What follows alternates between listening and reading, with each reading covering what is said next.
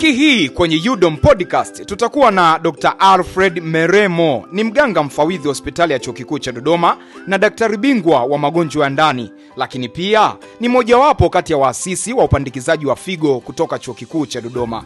Tutazungumza naye kwa undani kuhusu kongamano la kisayansi la afya Chuo Kikuu cha Dodoma, yani University of Dodoma Scientific Conference of Health. Kazi kubwa ya jukwaa hili ni kuleta watafiti mbalimbali, wataalamu mbalimbali, kuzungumzia mambo mbalimbali yanayokabili jamii na kutafuta njia sahihi ya kuweza kuyatatua kwa kupitia tafiti ambazo wanazifanya. Sisi kama wanataaluma, kazi yetu kubwa ni kutatua changamoto za jamii. Kuanzia tarehe 11 hadi tarehe 13 mwezi wa 6. Mgeni rasmi ambaye ni naibu waziri mkuu Dr. Doto Biteko. Usikose, ni Ijumaa hii kuanzia saa 2 kamili usiku kupitia YouTube channel ya UDOM TV.